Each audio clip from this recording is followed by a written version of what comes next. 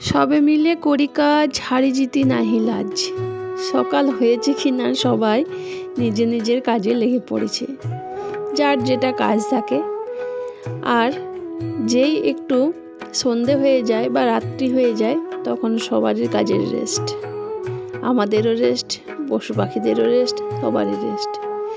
তো সকাল হয়েছে কি না ঘুম থেকে উঠে ফ্রেশ হয়ে চলে এসেছি আজকে উপরে বিছানাগুলো ঝাড়তে চলে এসেছি, একেবারে পরিষ্কার করে ঝাঁটা দিয়ে নিচে যাব। শুভ সকাল আমার সকল বন্ধুদের, আশা করছি তোমরা সবাই খুব ভালো আছো। আর আমিও এই গরমের মধ্যে বেশ ভালো আছি। পশ্চিম বর্ধমান জেলার ছোট্ট একটা গ্রাম থেকে আমি যুথিকা আমার আরও একটা নতুন ব্লগ ভিডিওতে তোমাদের সবাইকে অনেক অনেক স্বাগত, অনেক অনেক ভালোবাসা দিয়ে আজকের ভিডিওটা শুরু করলাম। স্কিপ না করে পুরো ভিডিওটা দেখার অনুরোধ রইল তোমাদের কাছে। তো ভিডিওটা তো শুরু করলাম আমি সকাল থেকেই, খুব একটা সকাল বলবো না, কারণ ঘুম থেকে উঠেছি, একটুখানি ব্রাশ ট্রাশ করেছি, চা খেয়েছি, ফ্রেশ হয়েছি, তাতেই অনেকটা সময় চলে গেছে।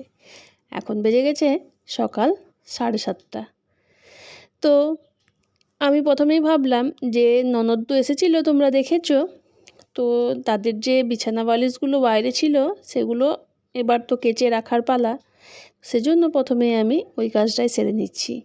আর যদি ফেলে রাখি নিচের কাজগুলো করতে শুরু করে দিই, ওপরে আমার আর ওঠা হয়ে ওঠে না। তো সেজন্য ভাবলাম না, ওপরটা আজ পরিষ্কার করে আসি, আর ওদের চাদর বিছানাগুলো তো নামাতে হবে ওপর থেকে, আর পরিষ্কার করে কেচে আবার রেখে দিতে হবে, যাতে আবার ওরা এসে পুনরায় ব্যবহার করতে পারে। তো সেই জন্যই দেখো আমি ঝাড়া মোছা পরিষ্কার করে দিয়েছি।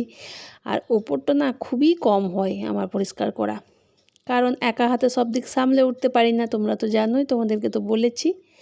কিন্তু তার মধ্য থেকেও কোনো দিন আবার মনে হয় নিচের কাজগুলো থাক পড়ে, ওপরটা পরিষ্কার করে আসি। এখন তো গ্রীষ্মের দিন, উপরে বেশি ওঠা হয় না, তো সেই জন্য ভাবলাম যে না, আজকে একটু উপরটা পরিষ্কার করে দিতে হবে। দেখতেই পাচ্ছ তোমরা কত ধুলো। তো একদিন ঝাঁটা না দিলে এই অবস্থা হয়, আর আমি যদি মাসের পর মাস 15 দিন 7 দিন অন্তর যদি ঝাঁটা দিই তাহলে কী অবস্থা হবে বুঝতেই পারছো। আর হ্যাঁ বন্ধুরা, তোমাদেরকে একটা আমার থ্যাঙ্কস জানাবার আছে, কারণ তোমরা এত পরিমাণে আমাকে সাপোর্ট করছো, এত ভালোবাসছো, যে তোমাদেরকে থ্যাঙ্কস না দিয়ে কোনো উপায় নেই। তো তোমরা আমার সত্যি একটা বড় পরিবার। তো ইউটিউবে খুব বেশি একটা পরিবার বড় না হলেও আমার যে কটা আমার পরিবারের সদস্য আছে তাদেরকে আমার তড়িঘড়ি লাইভ চ্যানেলের ব্লগ ভিডিওতে সবাইকে অসংখ্য ধন্যবাদ আর অনেক অনেক স্বাগত আমার ভিডিও দেখার জন্য। কারণ তোমাদের সাপোর্ট আমি খুবই পাচ্ছি, খুবই ভালোবাসছো আমাকে, আর এভাবেই তোমরা আমাকে ভালোবেসে থাকো, আমাকে সাপোর্ট করো, তাহলে আমি এগিয়ে যেতে পারবো।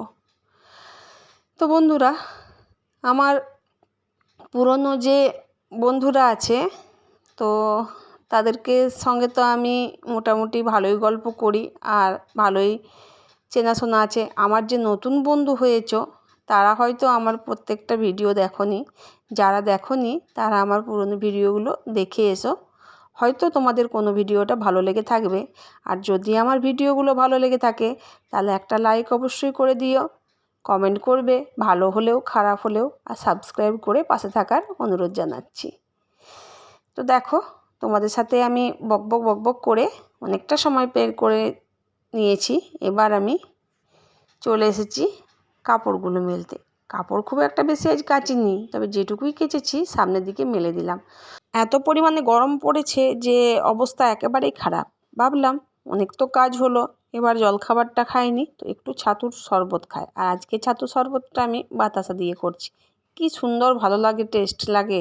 তো হয়তো তোমরা বলবে দিদিভাই তুমি প্রত্যেকটা জিনিসেই বলো যে খুব টেস্ট, না গো সত্যি বলছি, একবার খেয়ে দেখবে বাতাসা দিয়ে একটু বিট নুন দিয়ে, খুব ভালো লাগে। তো ছাতু শরবতটা খেয়ে আর তো বসে থাকলে চলবে না, আমাকে তো রান্নার কাজটাও সম্পূর্ণ করতে হবে। আর রান্নার কাজটা সম্পূর্ণ করতে করতে আমার অনেকটাই বেলা হয়ে যাচ্ছে, প্রতিদিনকার ঘটনা বলছি এটা। কারণ বাসি কাজগুলো সেরে একটু পুজো টুজো করে তারপর রান্নার দিকে যাচ্ছি, তো বেশ খানিকটা দেরিই হচ্ছে আমার, জানি না কেন দেরি হচ্ছে। তো সকাল থেকে উঠে কাজ করলেও সামাল দিয়ে উঠতে পারছি না। তো চলো এবার আমি রান্নাটা ঝটপট করে সেরে নিই।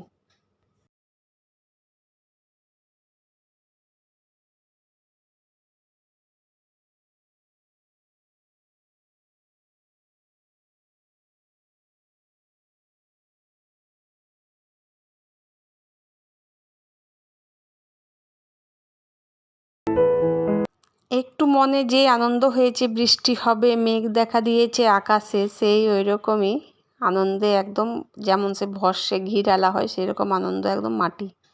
মেঘটা তো বেশ ভালোই করেছিল, আর এই মেঘের লুকোচুরি খেলাতে আমরা এত পরিমাণ যে কি বলবো, মরীচিকার মতো আমরা ঘুরে বেড়াচ্ছি। তো কি করব, এত গরমের মধ্যে একটুকু মেঘ দেখলে সত্যি একটু আনন্দ হচ্ছিল, কিন্তু হলো না। মেঘ তো যেমনকার সেরকম আকাশের মধ্যে রয়ে গেছে। আর অনেকটা সময়ের পর তোমাদের সাথে কথা হলো, গল্প হলো। অনেকটা সময় বলতে আজ ভাত খাওয়ার কোনো ভিডিও তোমাদেরকে দিইনি, রান্নাবান্না করে এত গরম লেগে গিয়েছিল যে আমি রেস্ট নিচ্ছিলাম। তো যাই হোক, একেবারে সন্ধ্যেবেলায় তোমাদের সাথে দেখা হচ্ছে। আর দেখো আমি চা বসিয়ে দিয়েছি এখানে, আর রাতের রান্না আমার হয়ে গেছে। রাতের রান্না বলতে রুটি হয়েছে, আর এখানে হয়েছে বাঁধাকপির সবজি।